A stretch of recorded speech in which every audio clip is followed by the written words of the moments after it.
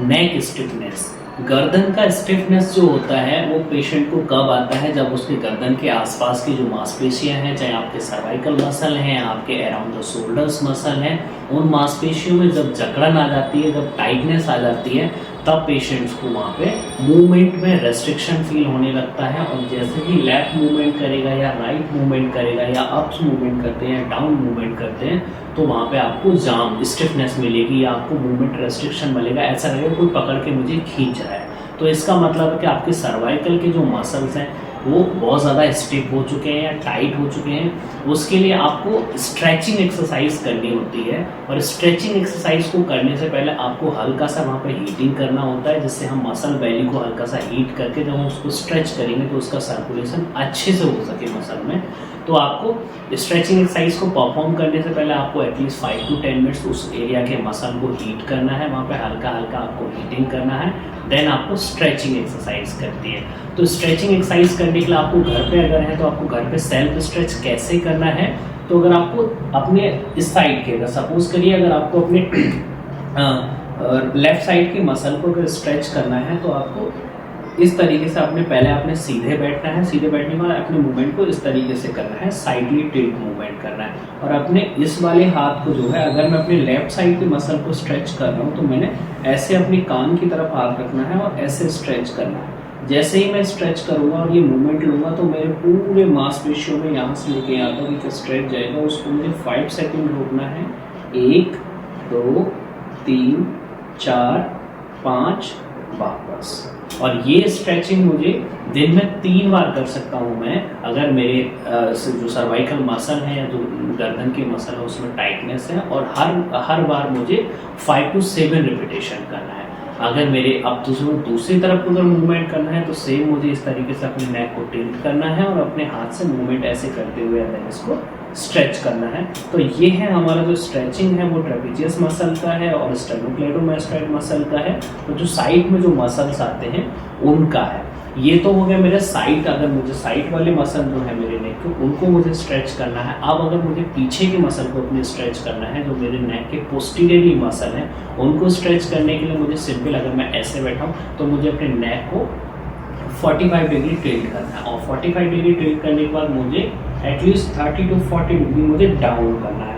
अब मुझे इस तरीके से अपने हाथ को रखना है। अभी तक मैं अपने साइड टू साइड मसल को स्ट्रेच कर रहा था, तो मैं अपना हाथ इधर रख रहा था अपने कान की तरफ, और मुझे हाथ अपना पीछे की तरफ लेके जाना है एंड देन मुझे स्ट्रेच करना है। और ये स्ट्रेच जो मेरा फील होगा वो मेरे पीछे की तरफ जाएगा हल्का सा, 1 2 3 4 5, वापस। तो ये मैं लेफ्ट साइड के पोस्टीरियरली मसल अपने स्ट्रेच कर रहा हूँ, जो सर्वाइकल रीजन के, स्पेशली आपके सर्वाइकल कैपिटस हो गए, सर्वाइकल सेमीस्पाइनलिस मसल हो गए, उनका स्ट्रेचिंग है। अब ऐसे ही मुझे अगर राइट साइड के सर्वाइकल के पोस्टीरियर मसल को स्ट्रेच करना है तो अपने हेड को ऐसे स्ट्रेट करना है और 45 डिग्री बेंड करना है एंड देन हल्का से डाउन करना है 30 to 45 डिग्री, एंड देन अपने इस वाले हाथ से इस तरीके से अपने हाथ को पीछे प्लेस करना है एंड देन मुझे स्ट्रेच करना है, 1 2 3 4 5, वापस। तो इसके भी आप TDS रिपीटेशन कर सकते हैं, सुबह शाम दोपहर, और 5 से 7 रिपीटेशन दिन में 3 बार। ये तो हो गया आपको स्ट्रेचिंग एक्सरसाइज, अगर आपको अपने नेक के स्ट्रेचिंग एक्सरसाइज करना है। और स्ट्रेचिंग एक्सरसाइज आपको कब करना है वो मैंने बताया, जब आपके मसल की स्टिफनेस है, मसल में बहुत ज़्यादा जकड़न फील हो रही है, तब आपको स्ट्रेचिंग एक्सरसाइज करना है। और जब भी आपको स्ट्रेचिंग एक्सरसाइज परफॉर्म करना है उससे पहले 10 से 15 मिनट आप अगर हीटिंग का यूज़ करेंगे, मसल मांसपेशियों को हीटिंग देंगे और इसके बाद अगर आप स्ट्रेच करेंगे, that's a very good result.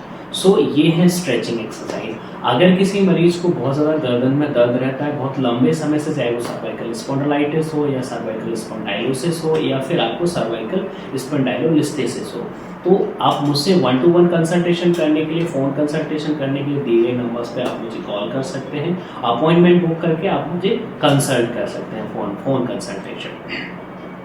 और अगर आपको आपके गर्दन में बहुत ज़्यादा दर्द रहता है तो दर्द के लिए मैंने आपको पोस्चरल करेक्शन एक्सरसाइज बताई हुई है ऑलरेडी। अगर आपने वो वाला वीडियो हमारा नहीं देखा है पोस्चरल करेक्शन वाला, तो आप पोस्चर को अपने, अगर आप सिस्टम पे वर्क करते हैं दिन भर, तो आपको पोस्चर को अपने कैसे मेंटेन करना है, तो उसके लिए भी मैंने आपको वीडियो बनाया हुआ है।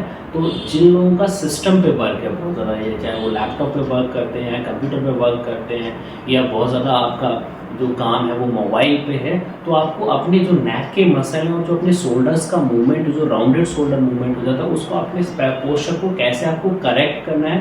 तो पोस्चरल करेक्शन एक्सरसाइज भी मैंने पिछले वीडियो में आपको एक्सप्लेन की हुई है, और आपको क्या क्या प्रिवेंशन लेना है पोस्चर को करेक्ट करते वक्त, तो वो अगर आपने नहीं देखा तो आप वो भी देख सकते हैं। तो ये बेसिक एक्सरसाइज है, सिंपल एक्सरसाइज, जिससे आप अपने नेक के मसल को स्ट्रेच कर सकते हैं। स्ट्रेचिंग एक्सरसाइज है ये, और स्ट्रेचिंग एक्सरसाइज आपको ज़रूर करनी है जब आपके नेक के मूवमेंट में रेस्ट्रिक्शन फील हो रहा है, या आपके नेक की जो मूवमेंट है वो बहुत ज़्यादा टाइट होने लगा है, या नेक का मूवमेंट आपका जाम होने लगा।